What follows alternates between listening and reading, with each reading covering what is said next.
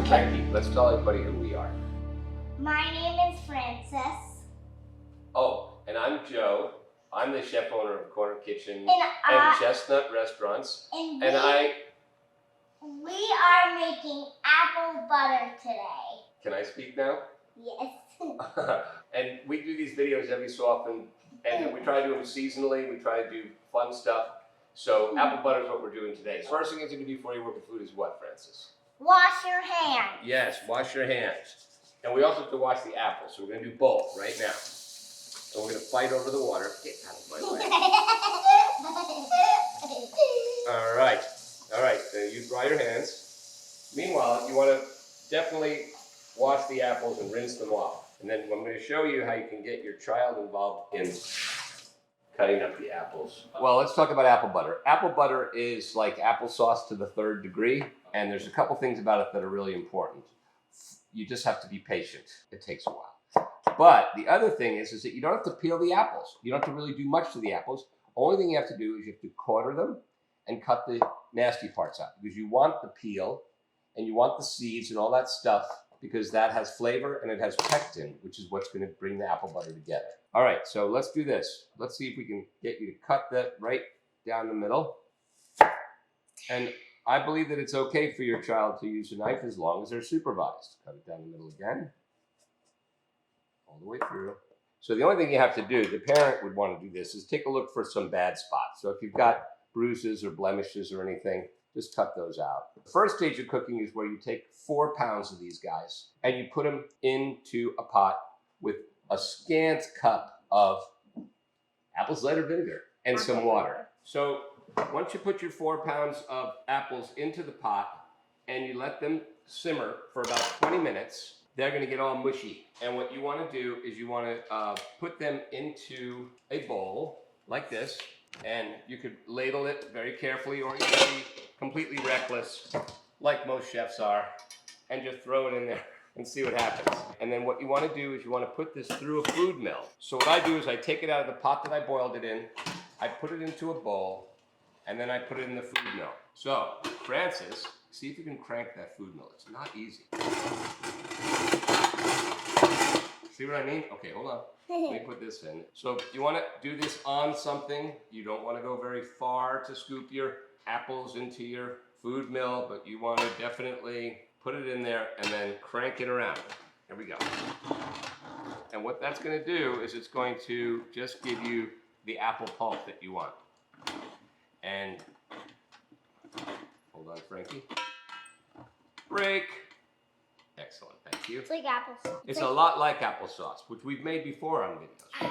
Hot as Gemini, isn't it? Okay, here you go. Crank it, babe. And if your almost 5-year-old child is strong enough to do this, then you should be very proud, right? How many 5-year-olds could crank a food mill like that? Here, let me get this out of the way. Oh, just a moment, please. And you could do this pretty quick. I mean, this particular food mill is easily obtained. There's several places where you can get these. Bed Bath & Beyond will have it. Williams-Sonoma will have it. You know, any kitchenware place. Hold on. I'm going to just scoop this down. You kind of have to work with it a little bit. Now crank it some more, Frankie. And this is actually kind of a fun part. And if you can get your child to do this, the only thing I worry about is it's hot. So, you know, I'm a little cavalier around temperature. Hopefully you won't be. And you just want to keep an eye on your kid, that's all. Can I finish up now, Frankie? There's more on the bottom. Oh, there's a lot there, yeah. So we just kind of put this through. A rubber spatula is an essential piece of equipment. Wow, good for you, Frankie. I like how you just handle that stuff. It's great. Okay, now we're going to get this like this. Knock the rest of it off. So now here's the part that's kind of a strange deal, because you don't measure this until you do this part. Can I help? So yes, you can. So I want you to ladle that into there so we can get a measurement. And for every cup of apple pulp, tell me when to stop. I'll let you, yeah, keep going for a while. For every cup of apple pulp, you use ½ a cup of sugar. And this 4 pounds will give you somewhere in the neighborhood of 2 quarts of pulp to start with, maybe a little bit more. We can give So that means 4 cups. We can give some of this to our neighbors. Yes, we are going to give this. This is one of the things that we do for Christmas. We make this for people. So that's 4 cups going in to the pan, and then we're going to do it again. All right, so then we're going to measure in the sugar, and it's like a staggering amount of sugar. You're going to freak out in a minute here. Watch. This is going to go on the stove, and I put it on to about medium. This is an induction stove, so it's going to be a little bit more forgiving than gas, because the main issue with this is scorching. You do not want to scorch it. So you want to put in, as I said, half a cup per cup of liquid. That's 1. Hey, Ready? it's melting in there. Oh yeah, it's good enough.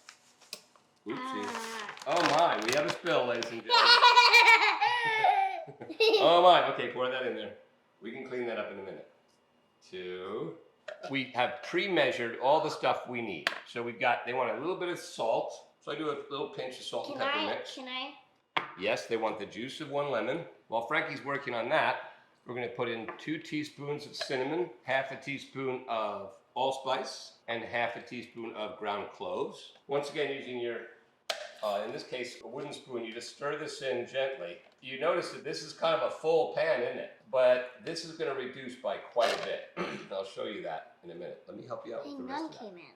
Well, that's pretty good. Let me do the muscly part here. Push it down and twist. Why did I get non-juice in there? You did pretty good. I'm impressed anyway. Let me help you finish. That's good. That is great, Frankie. Highly skilled individual. Let me just say that. All right.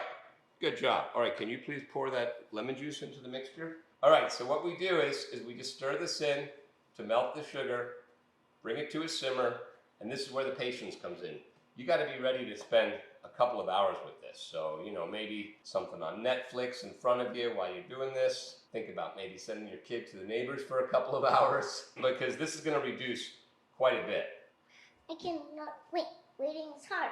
Wait. Waiting is hard. So then, after 2 hours or so, this is what we end up with. And this is essentially the apple butter. And it is half the volume that it was. The way that you test this is you can just take a small bowl like this and put it right in here. I think I'll try it. Oh wait, we forgot the lemon zest in the other mixture. I'm just going to put this into the refrigerator, make sure that it's going to set up nice. If it doesn't set up nice, you need to reduce it more. And then Frankie's going to put the lemon zest into the mixture because I forgot. Can I move you over there? Yep. Okay, hold on tight. Hold on to that. Hold on to me. Okay, dump it in there. The thing is that at the end of this, you can take these and put them into little jars, and you could go through the canning process, which I'm not going to get into today, and basically put an expiration date of 2 weeks on it. So you can say, Merry Christmas, used by, you know, January 10th or whatever. And if you can this stuff, it's like jam or jelly. It'll last a really long time. So that's apple butter. We've lost Frankie. That's okay. I'm right here. Oh, wait. Anyway, thanks for watching.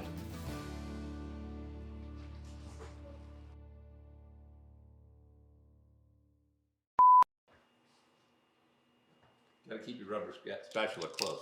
Don't put it across the kitchen like I just did. Francis, can you read yet? No. Are you close? Yes.